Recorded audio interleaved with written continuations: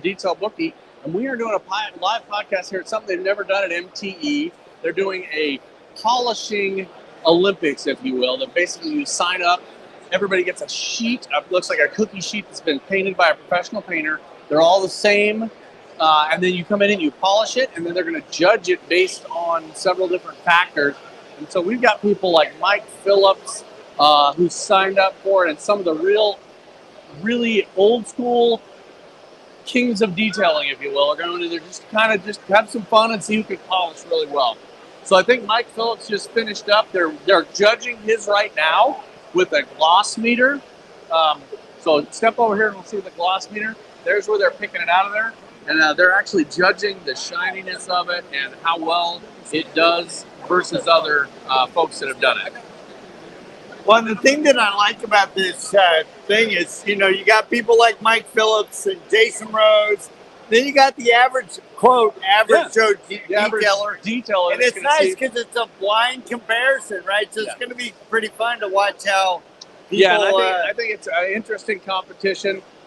It's all for fun. They're not really, they're going to... Obviously, there's going to be some bragging rights. But they're doing it in a very, very fair way because everybody just gets one sheet instead of having two different cars that the gloss could be different or there could be different scratches. They started out as basically a freshly painted cookie sheet, and that's what they're doing with them. They have a certain area. I think they're timed. They have a certain amount of time, and then I don't even know what the winner gets. What does the winner get? I don't know. Let's see if we can find out here. Scan the text, right?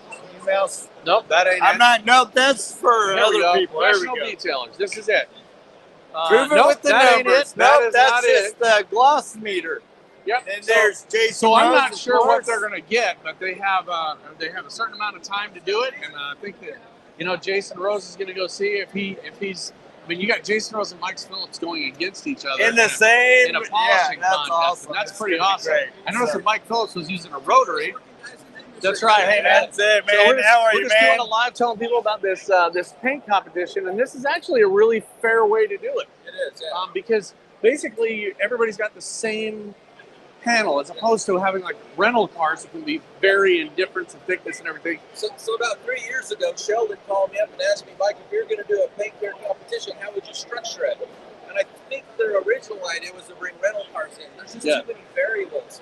So I always like to give due credit where credit is due. Back in, I think, 2002, I taught a class with a whole bunch of guys, but the guy that put it together was Kevin Brown, the Buff Daddy. Yep. For our classes, he brought these cookie sheets in where he painted the bottom. And that way, the benefits of that, as you can see over there, is you've got this panel that's elevated off the ground, so if you run your buffer onto the table, you don't feel junk on it, because we really kind of focus on just the process. So I told that idea to them, so they went and bought 20 cookie sheets, had them painted, had the same guy sand up, because that's important. You don't want two different guys, same sandpaper, same amount of strokes, and it's called putting in control. So I've done a lot of compound and polish tests in my life. You've got to control every single aspect of it to make it fair. And then you can count on the results. So they put this thing together, we've got the cookie sheets, we've got the paint, and now it's just up to the person, the pad, the product, and the material. That's awesome. 5 minutes. Yep. So you've got all the variables there, and we're taking out the variable of the substrate is all the same. So minus that one.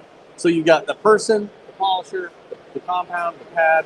I noticed that I might have seen you with a rotary out there. Yeah. So there's not a lot of people that do that, but within 5 minutes, that's when I thought about this competition, I thought, man, that's where you start. Start with a rotary and get that first cut in there, and then you can do a lot of different things after that. But really, I don't think people value the rotary like they should. Yeah. It's an incredible tool, and there's a lot of people that can finish with a rotary. So since you brought it up, let me give you my take. Is this live or going to be? Yeah, we're live. Yeah. Well, then I'm not going to give away one of the secrets. That's right. Here's what I always tell people, because the first tool I teach in my classes is the rotary with a wool pad. I bring in the kind of cars that have custom paint jobs, but they're hacked up so it's safe. But here's what I tell people. There's an old saying, you guys have all heard this: use the right tool for the job. So sometimes the right tool is a rotary with a wool pad. You can have the best orbitals, microfiber foam, micro wool, but sometimes, and you'll get the job done, it'll just be faster. Right. In the detailing world, you need to figure out a way to do everything in a time-efficient manner. Right. But it does take a lot of, it takes, the rotary is probably the hardest tool to learn how to use and master. That's two things. And it only comes from putting the time behind the tool. Yes. So in my classes, we start the first day with the rotary, and we go through it on the second day because we're sanding cars, we're pulling out sanding parts with the rotary. And in my boat classes, after we sand the first tool is the rotary. Yeah. So by the time someone leaves the class, they've got a lot of hands-on time with the rotary, because it's my goal to make sure they do it, they got confidence in it, and they know when to use it and how to use it. Yeah. And when you don't use it, you got to do work with it. So, Yeah.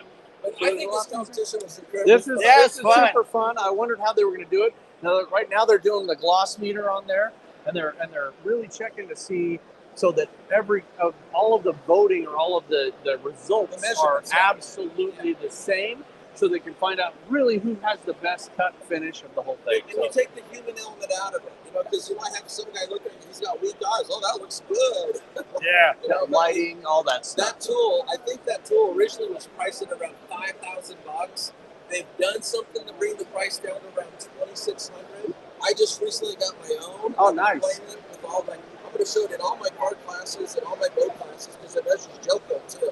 Oh, okay. But the measurements it takes, you pull the human element out, so it's very fair. And that's what you want in competition. Right. You know? Right, and I think that's the biggest thing that people, when they talked about doing this a couple of years ago, and they're like, well, we'll bring in a bunch of junkyard hoods. Well, you can have a junkyard hood that has 3.5 mils. You can have one that has 6 mils. I'm going to take the one that's got 6 mils because I can cut the snot out of it.